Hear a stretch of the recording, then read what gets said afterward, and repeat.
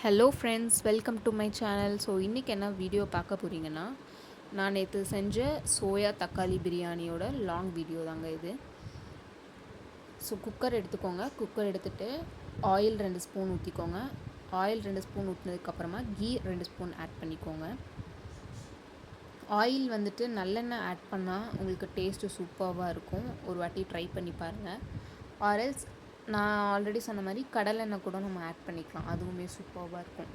So எண்ணெயும் நெய்யும் வந்துட்டு நல்லா ஜெல்லானதுக்கப்புறமா ஹோல் ஸ்பைசஸ் போட்டுக்கோங்க. ஹோல் ஸ்பைசஸும் நல்லா சாட்டே ஆனதுக்கப்புறமா முந்திரி ஆட் பண்ணிக்கோங்க. முந்திரி வந்துட்டு ஆப்ஷனல் தான், கம்பல்ஷன் கிடையாது. முந்திரி வந்துட்டு நல்லா கோல்டன் ப்ரௌன் ஆகிற வரைக்கும் சாட்டே பண்ணி எடுத்துக்கோங்க. ஸோ இந்த ஸ்டேஜில் வந்து நான் 2 பெரிய வெங்காயம் போட்டிருக்கேன். ஸோ பெரிய வெங்காயம் வந்துட்டு நீல வாக்கில் போட்டுக்கோங்க. இப்போ நம்ம பிரியாணி செய்கிறோம், புலாவ் செய்கிறோன்னா நீல வாக்கில் போட்டால் தான் செம்ம டேஸ்ட்டாக இருக்கும். ஸோ அதுவுமே நல்லா சாட்டே ஆகட்டும். லைட்டாக கோல்டன் கலர் ப்ரௌன் வர வரைக்கும் அதை வந்துட்டு சாட்டே பண்ணிகிட்டே இருங்க. ஸோ இந்த ஸ்டேஜில் வந்து எனக்கு ஆயில் இன்னும் கொஞ்சம் வேணுன்றதுனால நான் இன்னும் கொஞ்சம் ஆயில் ஆட் பண்ணிக்கிட்டேன். பிகாஸ் நான் கொஞ்சம் ஆயில் நிறையா சேர்த்து தான் செய்வேன். பிகாஸ் ஹஸ்பண்டுக்கு நைட் ஷிஃப்ட்ன்றதுனால நைட்டு வரைக்கும் அது கெடாமல் இருக்கணும் இல்லையா, அவங்க சாப்பிட்றது லேட் நைட்டில் தான் சாப்பிடுவாங்க. ஸோ அதுக்காக நிறைய ஆயில் மிக்ஸ் பண்ணி தான் நான் கொடுப்பேன். ஸோ இந்த ஸ்டேஜில் வந்துட்டு கொரியாண்டரும் புதினாவும் நல்லா ஃபைன் ஷாப் பண்ணி வச்சுருக்கேன். ஸோ அதை ஆட் பண்ணிக்கிட்டேன். கொத்தமல்லி வந்துட்டு கம்மியாக போட்டுட்டு புதினா வந்துட்டு நிறையா ஆட் பண்ணிக்கோங்க. ஆக்சுவலாக இப்படியே நம்ம கொத்தமல்லியும் புதினாவும் சாப் பண்ணி போகிறதுக்கு பதிலாக ஒரு மிக்ஸி ஜாரில் 2 பச்சை மிளகா, கொஞ்சம் கொத்தமல்லி, கொஞ்சம் புதினா, ஸோ இது 3த்தையும் நல்லா வந்துட்டு ஃபைன் பேஸ்ட்டாக அரைச்சி கூட நீங்கள் ஊற்றி ட்ரை பண்ணி பாருங்கள். ஸோ இந்த ஸ்டேஜில் நான் வந்துட்டு இஞ்சி, பூண்டு அண்ட் தென் கொத்தமல்லி, ஒரே ஒரு பச்சை மிளகா போட்டு ஒரு பேஸ்ட் வச்சுருந்தேன். ஸோ அந்த பேஸ்ட்டை ஆட் பண்ணியிருக்கேன். ஸோ ஆட் பண்ணி நல்லா வந்துட்டு சாட்டே பண்ணிக்கணும். ஆக்சுவலாக நம்ம பூண்டு இஞ்சிலாம் போடும்போது அது குக்கரில் ஒட்டும்ல, ஸோ அது ஒட்டாமல் இருக்கிறதுக்காக நல்லா வந்துட்டு கிளறி விட்டுக்கிட்டே இருக்கணும். ஸோ இந்த ஸ்டேஜில் நான் தக்காளி பிரியாணின்றதுனால ஒரு 3 தக்காளி வந்துட்டு ஆட் பண்ணியிருக்கேன். உங்களுக்கு நார்மல் பிரியாணி பண்ணுற மாதிரி இருந்தால் ஆனியனை விட டொமேட்டோ கொஞ்சம் கம்மியாக ஆட் பண்ணிக்கோங்க. ஸோ அந்த எண்ணெய் பிரிஞ்சு வந்ததுக்கப்புறமா கொஞ்சமாக மஞ்சத்தூள் ஆட் பண்ணிக்கோங்க.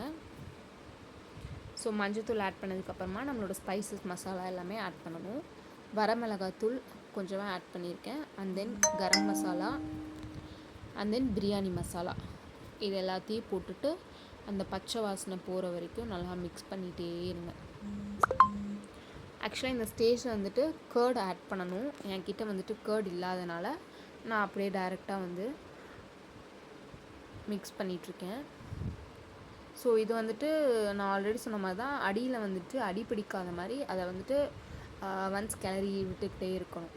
பிகாஸ் என்ன தான் நம்ம கனமான பாத்திரத்தில் செஞ்சாலும் நம்ம போட்டிருக்க அந்த பூண்டு இஞ்சி அதெல்லாமே வந்துட்டு ஒட்டக்கூடிய ஒரு பொருள் பாத்திரத்தோட பாத்திரமா. ஸோ அதுக்காக நம்ம அதை அவாய்ட் பண்ணுறதுக்காக நம்ம அதை வந்து மிக்ஸ் பண்ணிகிட்டே இருக்கணும்.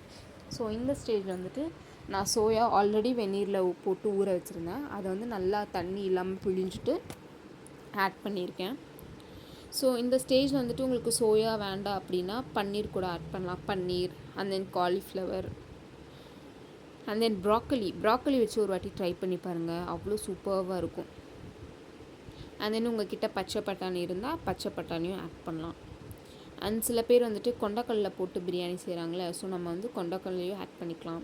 அண்ட் தென் வந்துட்டு தட்டைப்பயிறு, ஸோ இதெல்லாமே போட்டு ஒரு வாட்டி ட்ரை பண்ணி பாருங்கள். ட்ரை பண்ணி பார்த்துட்டு எப்படி வந்துச்சுன்னு கீழே கமெண்ட்டில் சொல்லுங்கள்.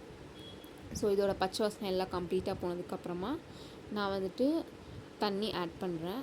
நான் ஆக்சுவலாக வந்துட்டு சீரக சம்பா ரைஸ் தான் வச்சுருக்கேன். ஸோ 1 டம்ளர் ரைஸுக்கு 2 டம்ளர் தண்ணி ஆட் பண்ணியிருக்கேன். ஸோ தண்ணி வந்துட்டு நல்லா பாயில் ஆகட்டும். நம்ம தண்ணி ஊற்றினதுக்கப்புறமா லைட்டாக ஒரு வாட்டி கிளறி விட்டுக்கோங்க. நல்லா கிளறி விட்டதுக்கப்புறமா இந்த ஸ்டேஜில் வந்துட்டு உப்பு ஆட் பண்ணிக்கோங்க. கல்லுப்பு ஆட் பண்ணால் பெட்டராக இருக்கும். பொடியுப்பு ஆட் பண்ணிங்கன்னா கொஞ்சம் எக்ஸ்ட்ராவாக போடுற மாதிரி இருக்கும். பிகாஸ் பொடியுப்பு வந்துட்டு அவ்வளோவா ஒட்டாது. பொரியல் அந்த மாதிரி செய்கிற மாதிரி இருந்துச்சுன்னா பொடியுப்பு போட்டுக்கலாம். மற்றபடி இந்த மாதிரி பிரியாணி, சாம்பார், ரசம் இதெல்லாம் பண்ணும்போது வந்துட்டு நம்ம கல்லுப்பு தான் ஆட் பண்ணணும். ஸோ நல்லா கல்லுப்பு போட்டு மிக்ஸ் பண்ணதுக்கப்புறமா நான் ஊற வச்சுருந்த சீரக சம்பா ரைஸ் தான் போட்டிருக்கேன். ஸோ அதை போட்டுட்டு மறுபடியும் ஒரு சாட்டே பண்ணிக்கோங்க. நல்லா மிக்ஸ் பண்ணிவிட்டு ஒரு கொதி வரட்டும். கொதி வந்ததுக்கப்புறமா இந்த ஸ்டேஜில் உங்களுக்கு கீ வேணும்னா நீங்கள் கீ வந்து ஆட் பண்ணிக்கலாம். பட் நான் ஆல்ரெடி நிறைய கீ அண்ட் எண்ணெய் வந்து ஊற்றினதுனால நான் இந்த ஸ்டேஜில் வந்து கீ அவாய்ட் பண்ணிட்டேன். ஸோ நல்லா கொதி வந்ததுக்கப்புறமா குக்கரை போட்டு மூடி வச்சுட்டு, நான் என்னோடய குக்கரில் ஒரு விசில் விட்டாலே போதும், சூப்பராக வந்துடும். ஸோ அவ்வளோதாங்க, பிரியாணி ரெடி ஆயிடுச்சு. பார்த்திங்கனாலே தெரியும் சூப்பராக ரெடி ஆகிருக்கு. ஸோ அவ்வளோதான் கைஸ். தேங்க்ஸ் ஃபார் வாட்சிங். பாய்.